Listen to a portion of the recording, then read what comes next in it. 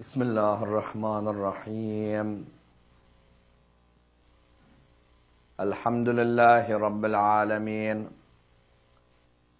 والصلاة والسلام على سيدنا وعظيمنا وحبيب قلوبنا وشفيع نفوسنا أبي القاسم محمد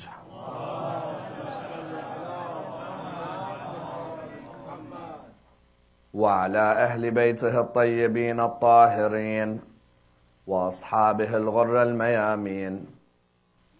الحمد لله الذي جعلنا من المتمسكين بولاية سيدي ومولاي علي بن أبي طالب. اللهم صل على آل محمد. الحمد لله الذي هدانا لهذا وما كنا لنهتدي لولا أن هدانا الله. أما بعد، يقول الله في كتابه الكريم: بسم الله الرحمن الرحيم قل لا أسألكم عليه أجرا إلا المودة في القربى. In the next 10 nights, I will be examining one of the most important documents in the religion of Islam. The document being the final will of Imam Ali ibn Abi Talib, salawatullah wa salamuhu alayh. A document from which many a lesson may be learnt and many an example may be derived. A document with a historical basis and a contemporary significance. And indeed a document which affects each and every one of our lives. The final will of the Imam was written shortly before he died, on the 21st of Ramadan in the 40th year after Hijrah. Unfortunately, many of the great sermons, letters, and indeed documents of the Imam's life have not been examined in the depth with which they should have been. You find that we have a plethora of tradition of the great literature of the Imam that remains with us until today, which until today has not really been scrutinized in the way it should have been. You find that there are many sermons which have been left behind, many letters which have been left behind.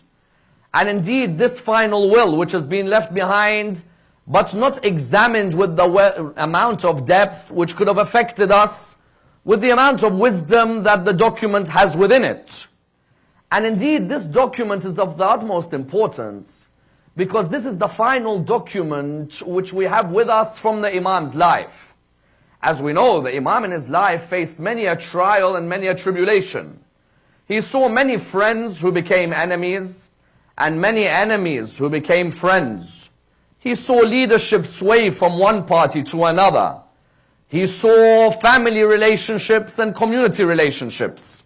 And therefore his final will would allow us to understand what of the 63 years of Ali ibn Abi Talib's life did he find as important for us to discuss, to look at, and to employ in our own lives. Because when you look at many of the great Arab and non-Arab literary figures, many of them studied in depth the sermons, the documents, and indeed the letters of the Imam. People like Sharif al-Radi, people like Ibn Abi al-Hadid al-Mu'tazili, people like Ibn Muqaffa, people such as Abd al-Azim al-Hasani, all of them in their life studied and paid great attention to the literature of Ali ibn Abi Talib. They recognize that each and every bit of literature that remains with us from Ali ibn Abi Talib has got a great amount of wisdom and many great pieces of advice which can benefit us in our life. Unfortunately, this final will of Imam Ali has not been studied in depth.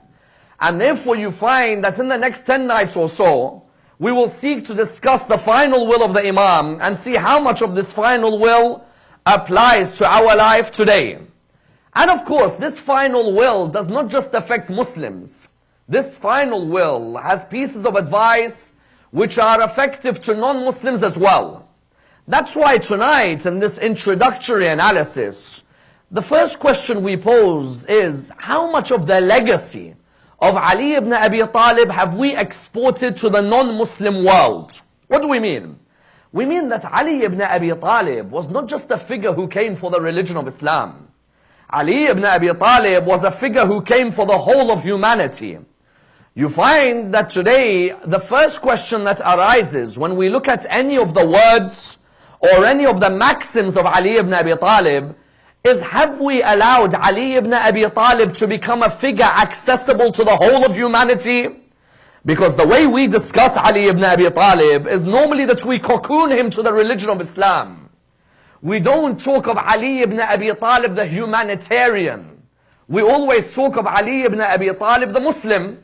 Whereas in reality you find that Imam Ali ibn Abi Talib is a figure for every single human being today. A Buddhist, a Sikh, a Hindu, a Christian, all of them can benefit from the teachings of Ali ibn Abi Talib. Let's examine how we can export these teachings of Amir al-Mu'mineen to Muslims and non-Muslims alike by asking the following 3 questions. Number 1, how important is interfaith dialogue in the 21st century? And how important is it that we invest in interfaith centers? Number 2, did Imam Ali's words affect non-Muslims when he was alive? And which Christians and Jews were affected by his teachings? Number 3, in the recent history, which non-Muslim great Christians, Jews, Sikhs, Hindus have been affected by the teachings of Ali ibn Abi Talib? Let's examine this and dissect the topic in complete depth. On the first level, we said that we live today in a very cosmopolitan society. If you look around us in our everyday lives, we deal with people of different ideologies. Our colleagues at work may be Christian. Our neighbors may be Hindus. The people who, for example, are leading our communities may be Jewish. You may find old friends of ours who are Sikh. The communities that surround us today are very cosmopolitan, as in you live in an environment where there is a need not only to know your own religion, but also to appreciate and tolerate the beliefs of others around you. The world today is a world where people of different ideologies live close to one another, interact with one another, seek to coexist with one another. You therefore find that of the utmost importance in the world today is the need for us to look at our common denominators and not our differences. As in the past, Muslims would normally look at other non-Muslims as people of differences. Whereas in the 21st century, the environment we should seek to create is an environment not where we focus on our differences, but rather an environment where we are able to tolerate our similarities. As in, if you look at myself and a Hindu, or myself and a Christian, or myself and a Jew, you will find, for example, all of us have a belief in the importance of justice. Isn't that true? All of us have a belief in the importance of generosity. All of us have a belief in the importance of forbearance. All of us have a recognition of the importance of morals and ethics. Do I need to be a Muslim to appreciate these concepts? Not at all. As in, I will find someone who's not a Muslim, but he has an appreciation of justice, an appreciation of ethics, an appreciation of honor and dignity. The society we live in today, it's vital that it's a society where we are able to tolerate each other's beliefs rather than look at the differences.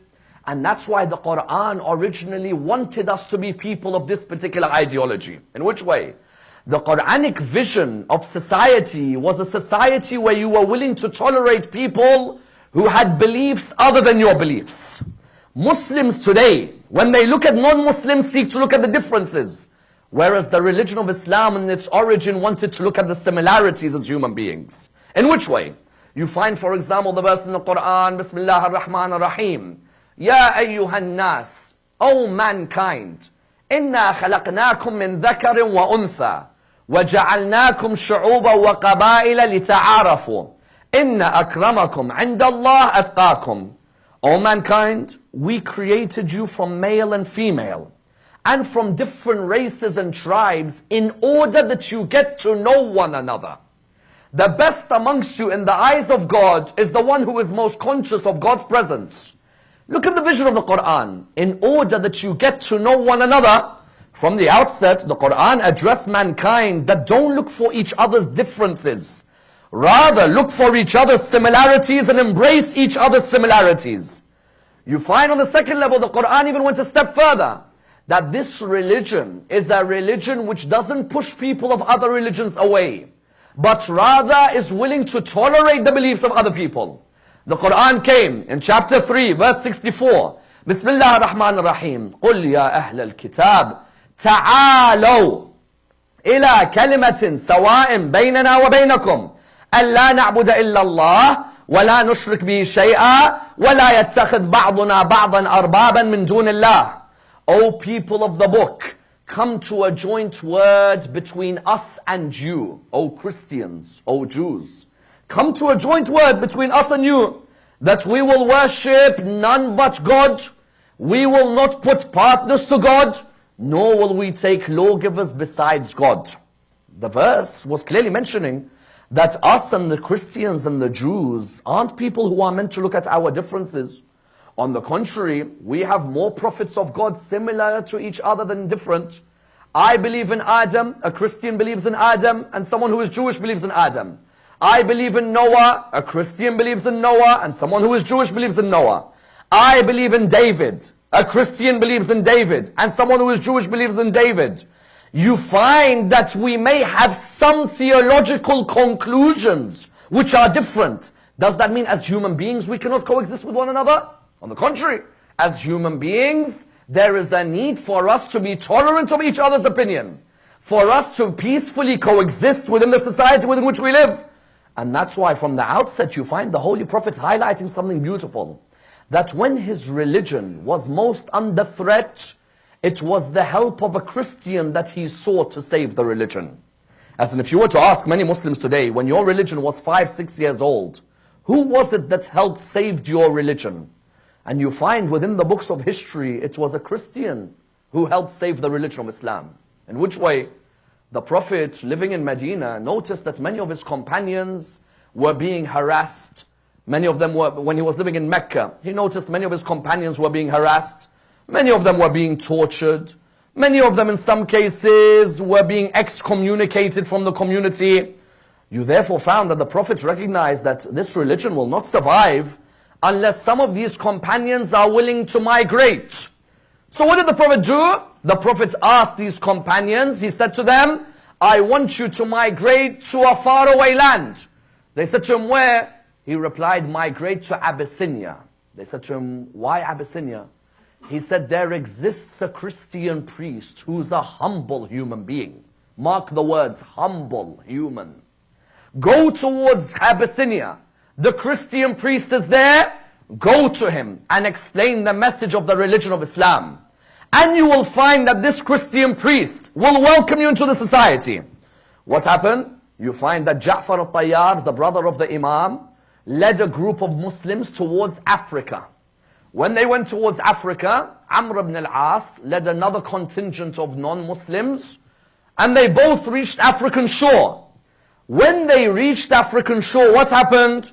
The Christian priest met both the parties. He looked at Amr ibn al-As. He said, you are of the Quraysh? They said, yeah. He said, yes. He said, can you explain to me what the problem is? He said, this man Ja'far is the cousin of a man who has taken our people away from the worship of idols. We used to be a group of people who loved the worship of our idols. Our idols used to bring us sustenance. Whereas this man has taken the people away, and he talks of a God that cannot be seen. And he talks of a day of judgment when everybody will be raised alive. And this man says that the male and the female are all equal. And that the black and white are equal as well. You found that the Christian priest looked, and when he looked, he said, that is this true, Ja'far? Ja'far replied, yes, this is true. He said, what do you believe? He said, we believe in the oneness of God. And we believe in prophets who are to have come with a message of truth. All of them coming from Adam until the Prophet Jesus alayhi salam. He said, you believe in Jesus? He said, yes. He said, what do you say about Jesus? He said, we say that Jesus is a prophet of God, and that he came with the message of God, known as the Evangel. He said, what else do you say about Jesus? He says, we talk about Jesus and we say that his mother Mary was a lady of the greatest woman that ever came on this earth. And that we have a chapter in the Quran named after her. He said, you have a chapter named after Mary? I said, yes. And you know that Mary is mentioned more times in the Quran than in the Bible. He said, you have a chapter which is named after? I said, yes. He said, read me the verses of this chapter. When he began to read the verses of this chapter, straight away the priest said, so you believe in Jesus and Mary, and you believe in all the prophets who came before them? He said to him, yes. Amr ibn al-As said, do not listen to them. They have a sorcerer as their prophet. Do not allow them to come into your community. That Christian priest got his stick out, and he drew a line with it, and he said that what Ja'far says about Islam, this is the difference between his religion and my religion. Ja'far, you and your people will live in my area, and you will be safe and secure, and know that your religion will be safe in my precinct. This Christian priest, the Quran revealed the verse about him. In chapter 5, verse 82, Bismillah ar-Rahman ar-Rahim. وَلَتَجِدَنَّ أَقْرَبَهُمْ مَوَدَّةً لِلَّذِينَ آمَنُوا الَّذِينَ قَالُوا إِنَّا نَصَارَى ذَلِكَ بِأَنَّ مِنْهُمْ قِسِّيسِينَ وَرُهْبَانًا وَأَنَّهُمْ لَا يَسْتَكْبِرُونَ. You will find the closest of people to the religion of Islam are those who call themselves Christians. Why? Because their priests and their monks are humble human beings. وَإِذَا سَمِعُوا مَا أُنزِلَ إِلَى الرَّسُولِ تَرَى أَعْيُنَهُمْ تَفِيضُ مِنَ الدَّمْعِ مِمَّا عَرَوْا مِنَ الْحَقِّ.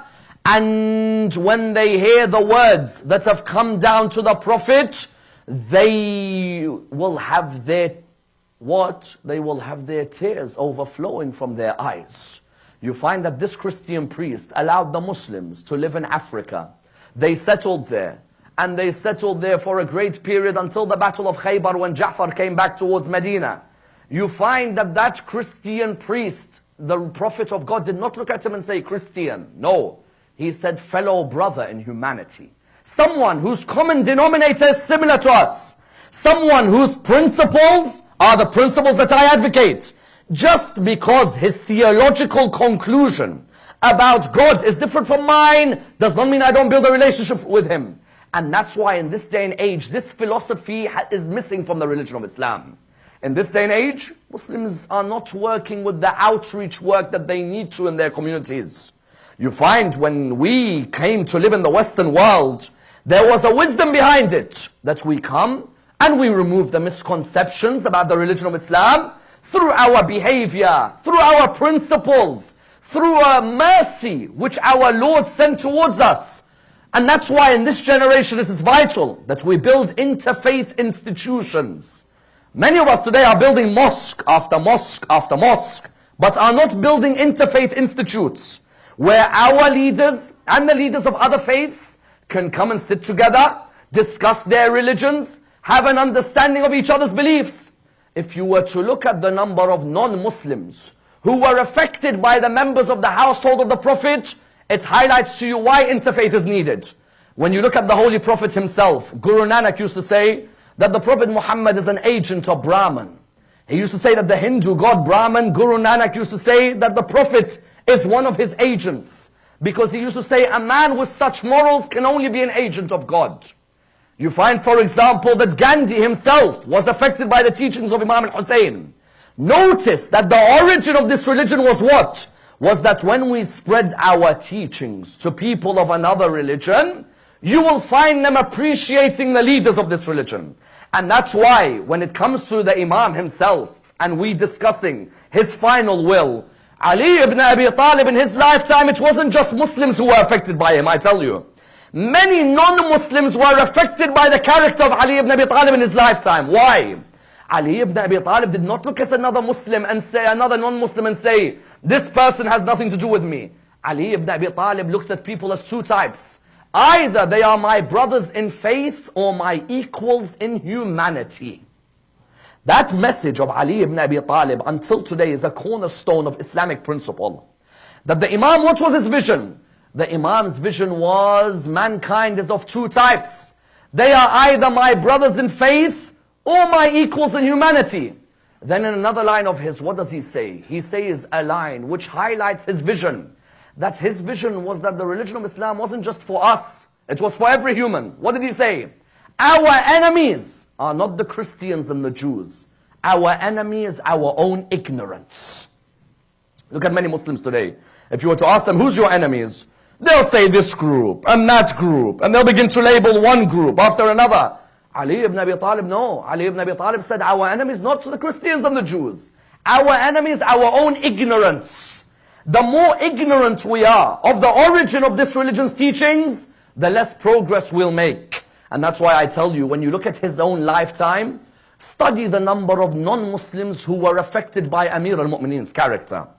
I remember one day, there's a narration which says that Ali ibn Abi Talib was walking in the road and there was a Jewish man walking alongside him. This Jewish man who was walking alongside him did not know that it's the Imam. The Jewish man just saw him as some Arab from amongst the Arabs in the state. The Jewish man narrates that I saw this man and we were both walking. I said to him, where are you going? He said to me, I'm heading towards Kufa. So I, the Jewish man, said to him that, well, I'm heading towards the Jewish area. So he said to me, very well, let's walk together. He said we had the most pleasant conversation, a beautiful conversation, a conversation of understanding. He was a Muslim, I was a Jew, but we had so much in common. He said, all of a sudden we got near my area. I turned around to him, I said, excuse me, didn't you tell me you had to go to Kufa? He said, yes. He said, so why have you come near my village? He said, because the religion of Islam says that the rights of your traveling companion is that you can only leave them when they have excused you. And you didn't excuse me. So I stayed walking with you until I reached your village. He said, forgive me, I'm sorry. You can go back towards Kufa now.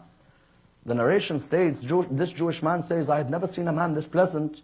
So he was walking back towards Kufa now, and it was quite a walk now he's got to go on. He said, my Jewish friend came next to me. He said, did you see who you were walking with just now? He said, I don't know, a very humble man, a very pleasant man, but I didn't manage to catch his name. He said, that's Ali, son of Abu Talib. He said, who? He said, Ali, son of Abu Talib. He said, Ali as in the Khalifa Ali. He said, yes. He said, no, not a chance. He said, why? He said that this man, I have never seen anyone as humble as him. He said, why? He said, he told me he's meant to go to Kufa, yet he continued walking to our village. I said to him, weren't you meant to go to Kufa? He said, yes. I said to him, so why didn't you go? He said to me, because our principle in Islam is that you've got to give me permission, and you didn't, and I have to continue walking with you. He said, if that's who leads the religion of Islam, then many of us should have more respect for that religion. Look at Ali ibn Abi Talib. The man's Jewish, but does Ali ibn Abi Talib look at him as an enemy? Does he say that these people are not our fellow believers? On the contrary, either you are my brother in what? Either you are my brother in faith or you are my equal in humanity. Look at the story of a Christian man who himself narrates that I had a particular armor, a particular shield that belonged to me. Ali ibn Abi Talib saw me. He says, Ali ibn Abi Talib came up to me. He said to me, excuse me, old man, that belongs to me. I said to him, no, it belongs to me. I know my shield. The Imam replied, look, I'm telling you, I know my shield as well. I've been in a few battles with it. And I'm telling you that belongs to me. The Christian said, very well, we'll go to court over this. The Christian narrates, I took Ali ibn Abi Talib to court. The judge, at the beginning, looked at Ali. He said, oh, Abu al-Hasan, how can I help? And you find that Ali looked at him and said, do not call me by my title and call the Christian by his name. Call me by my name and call the Christian by his name as well. Then the judge looked at me and he said, what is it? So I looked at him and I said, Ali ibn Abi Talib narrates that I looked at the judge and I said to him very clearly, I said to him, oh judge, this belongs to me, this shield. The Christian said, no, on the contrary, belongs to me. The judge looked at Ali and said, Ali, do you have any witnesses? You find that Ali says, no, I don't have any witnesses. The judge said, very well, the case is awarded to the Christian. When Ali ibn Abi Talib was walking out, the Christian was staring at him. Ali ibn Abi Talib looked at him and said, is there a reason you are staring? He said, yes. He said, what is it? He said, today I saw God's justice on earth. He said to him, what do you mean? He said, I took the caliph of the Islamic State to court in the Islamic State. The judge gave evidence against him and gave the ruling against him. Ali walked out of the state. He walked out of the court. And he did not disagree with the judge and accepted that I take this. If this is not the justice of God on earth, then I do not know what the justice of God is. A Christian, a case is awarded against him, yet you find with that Christian very clearly that the Christian came forward and saw that Ali ibn Abi Talib was a man tolerant of the belief of others. You find another Christian, for example, begging in the streets. And Ali ibn Abi Talib walking past him, seeing that Christian begging in the streets. He sits by him. He doesn't ask why the Christian is begging. He says, how did we reach a stage where a Christian is begging in the Islamic State? At this moment, he looked at his companions and he said to them, when this Christian was young and he helped serve the state, all of you were there next to him. Now that he's become old, you leave him begging on the ground? I will not move from my position until you come and help this Christian. Until one of you comes and sponsors this Christian. Look at the outlook and the vision of Ali ibn Abi Talib. A vision which wasn't meant to be cocooned for Islam. The problem is that the Muslims cocooned Ali ibn Abi Talib for themselves. Whereas Ali ibn Abi Talib was meant to be for every member of humanity. Ali ibn Abi Talib does not belong to a group of people. Ali ibn Abi Talib, when you discuss him in these nights and discuss his final will, you have to be looking at Ali ibn Abi Talib, the humanitarian leader. And that's why I tell you, when you examine all the personalities in history who have been affected by Imam Ali ibn Abi Talib's life, who are not Muslim, you'll be surprised at the prowess and the stature of some of them. As in, I tell you, we do not understand how many non-Muslims have been affected by the life of Ali ibn Abi Talib. Let's look at them. Politicians, historians, Hindus, Sikhs, Christians, journalists. Look at some of these men and look at what they were affected by Ali ibn Abi Talib. That when we're about to dissect the will of Imam Ali, look at how important it is that this dissection reaches non-Muslims as well. Look, for example, in politics. Rajiv Gandhi led India for a number of years, didn't he? And he was successful as the leader of the Indian country. Many people revered him. He had strong links and contacts with much of Indian society. Yet you know, when you study Rajiv Gandhi, you are not studying a Muslim. You are studying someone outside of the religion of Islam, involved in the world of politics. They asked Rajiv Gandhi, what was the key to your success in terms of the world of politics? What is it that you could give as a piece of advice? He used to say, whenever I have a cabinet minister come into my cabinet as a new minister, I always have to give him the letter of Ali ibn Abi Talib to Malik al-Ashtar from Nahj al-Balagha. Rajiv Gandhi. Rajiv Gandhi, who does not need to take political advice from anyone, says that if a cabinet minister comes into our government, a new member of parliament, the first document I give him is Ali ibn Abi Talib's letter to Malik al-Ashtar. Because he says no letter about government has been written like Ali's letter to Malik al-Ashtar when he was about to lead the Egyptian people. He says, look at the lines in these letters. Look at what Rajiv Gandhi was inspired by. Rajiv Gandhi says, the lines in these letters affected me very much. The first of them, when he writes to Malik al-Ashtar and he says, O Malik, know that the people of Egypt are of two types. They are either your brothers in faith or your equals in humanity. He says, I looked at the Indian people and I thought to myself, in India, we have Hindus, we have Sikhs, we have Muslims, we have people of different faiths. He said that when I looked at all of this, I thought to myself that Ali ibn Abi Talib's one line makes a lot of sense. I may be a Hindu, that's my faith. But if there are fellow members of humanity living here, then I have to show reverence towards them as well. That is number one. Then he says number two, look at his line when he says, O Malik, have mercy on the people in the way you'd want Allah to have mercy on you. Have mercy on the people in the way you'd want Allah to have mercy on you. How many of us on the Day of Judgment look for God's mercy? How many of us in our own life, we look for God's mercy? And Imam says to Malik, Malik, have mercy on the people of your government in the way you'd want God to have mercy on you.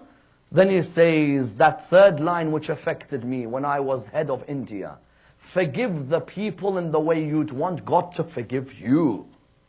Some of us in these nights are going to raise our hands and say, oh God, forgive me, forgive me, forgive me. Yet there's someone in the mosque we still haven't forgiven. So why am I asking God to forgive me when God will turn around to me and say, you cannot forgive my creation and you're arrogant enough to think I'll forgive you? Malik al-Ashtar was told by Ali ibn Abi Talib, what O Malik, people are of two types, your brothers in faith or your equals in humanity. O Malik, show mercy to the people in the way you'd want Allah to show mercy to you. O Malik, forgive the people in the way you'd want Allah to forgive you. Ranjiv Gandhi would say that that document, there would not be a member of my parliament unless I gave him Ali ibn Abi Talib's letter to Malik al-Ashtar. Ranjiv Gandhi, number one. Number two, look at historians. Thomas Carlyle, the famous Scottish historian, when he discusses Imam Ali ibn Abi Talib, he discusses him in a profound way. He looks at him, and he has nothing to do with the religion of Islam. Carlyle is just a historian. He says, a chivalrous man with what? With bravery like that of a lion, but with a sense of truth, affection, and grace that was worthy of a Christian knighthood. Just mark these beautiful words. These historians don't just say any words. It comes after years of analysis. He says, Ali ibn Abi Talib, a chivalrous man, bravery of a lion, but with a truth, affection, and grace worthy of a Christian knighthood. Normally, a brave, chivalrous man is an arrogant man, isn't it?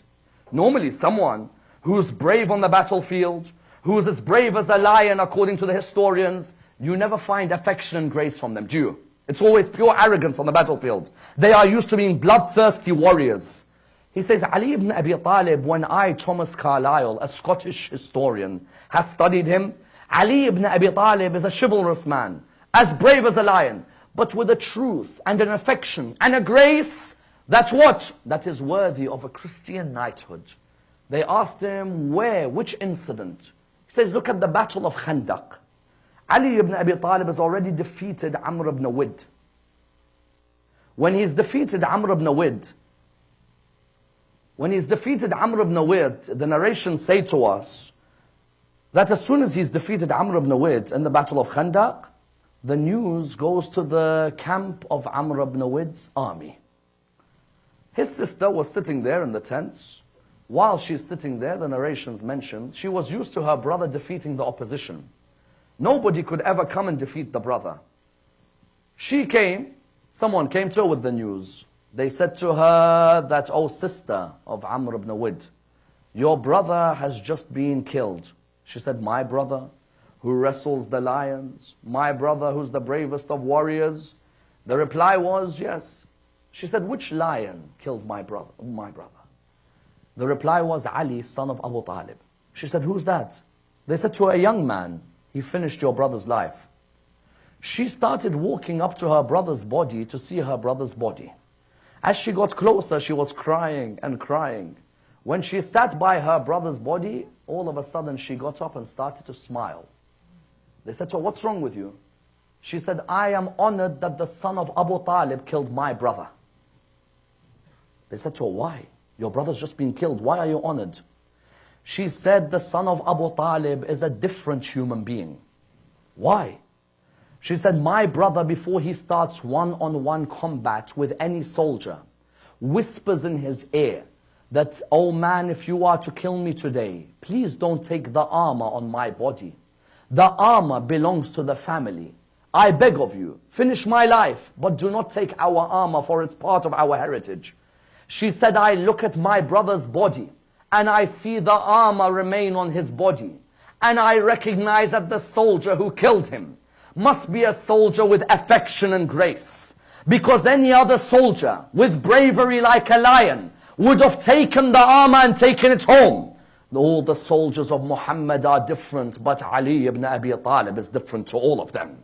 Because Ali ibn Abi Talib is not just brave, he has affection and grace to keep that shield, so that that shield remains in our family heritage. Carlyle says, Ali ibn Abi Talib is a brave man. He is chivalrous, but at the same time, he has a truth, affection and grace about him that is worthy of a Christian knighthood. That is number two. Number three, Khalil Gibran. After Shakespeare and Lao Tzu, the third most important poet in history is Khalil Gibran. The third most read poetry after Shakespeare and Lao Tzu is Khalil Gibran, the famous Lebanese poet. I'm sure many of you have seen in many a book, there's always a bit of Khalil Gibran somewhere. Either at the beginning, or in the middle, or at the end. Khalil Gibran is a Lebanese Christian, Someone would say he would never be affected by Ali ibn Abi Talib. Ali ibn Abi Talib is not a Christian. Why would Khalil Gibran be affected? Because Ali ibn Abi Talib is for every human being. Khalil Gibran, what does he say? He says, when you ask me about Ali ibn Abi Talib, he was a prophet to a nation, but not his nation. And belonging to an era, which was what? Which was before his era. What do we mean?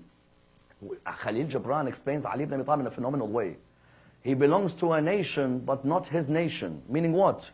Meaning that Ali ibn Abi Talib didn't just belong to the Middle East or to Arabia. Ali ibn Abi Talib, every area of the earth a human being can relate to his life. Ali ibn Abi Talib was only born in Arabia. Rather, Ali ibn Abi Talib's mind is for any human being anywhere in the world. But then Gibran says something else. He belongs to an era before his era. Beyond his era. In which way? In that Ali ibn Abi Talib was living amongst a group of people who didn't understand his mindset.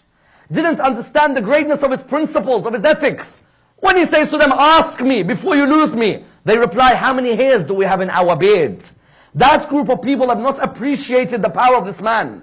Gibran says, which man can speak about a peacock's biology years before anyone has studied the meaning of the peacock? Because you know in Nahj al-Balagha, when Imam talks about the peacock, what does he say? Imam says, look at the peacock. And then you'll learn how arrogant people are always very insecure about their lives. Because when you look at a peacock stretches its feathers out in front of you, doesn't it? It lets out those beautiful feathers in front of you. And when you look at the peacock, you say, look how beautiful its feathers are.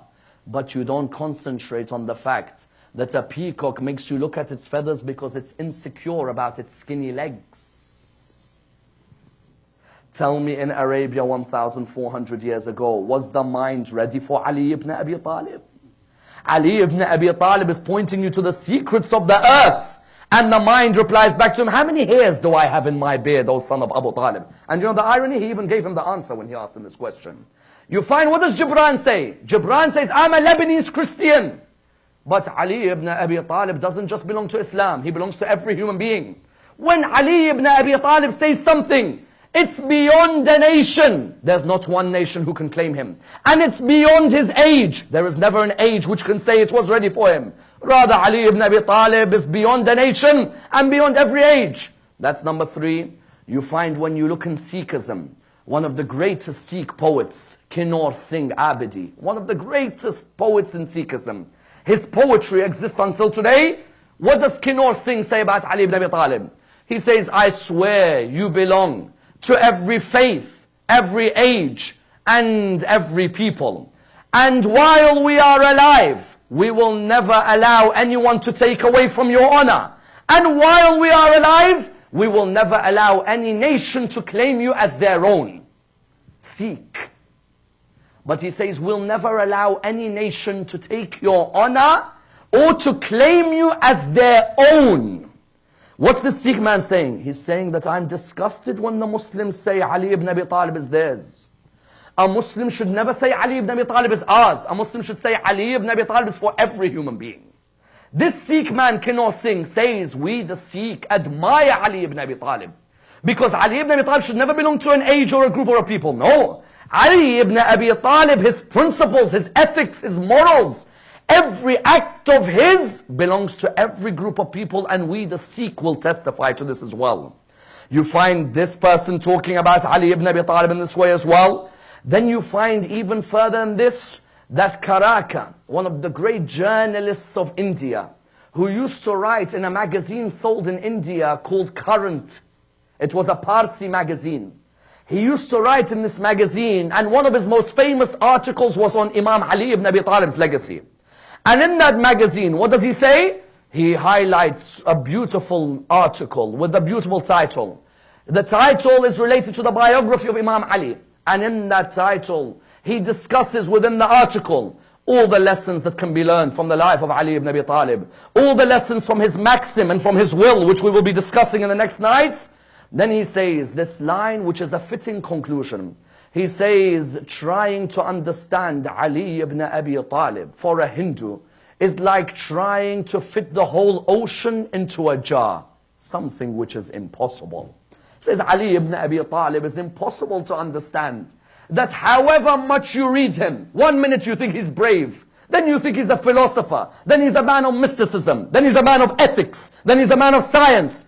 He says trying to understand Ali is like trying to fit an ocean in a jar. Can you ever fit the whole ocean in a jar? You'll never then be able to fit the ocean of Ali ibn Abi Talib into a mind of a human being. And that's why in these next nights, we will seek to look at the humanitarian aspect of Ali ibn Abi Talib through his final will. What did the Imam write in his final will as pieces of advice for all of us in our life? And what of the world did the Imam see that he felt should be noted within his will? We pray to Allah subhanahu wa ta'ala to raise us with Muhammad and Al Muhammad, and to allow us to be amongst the companions of our Imam, Imam Sahib al-Asr wal-Zaman.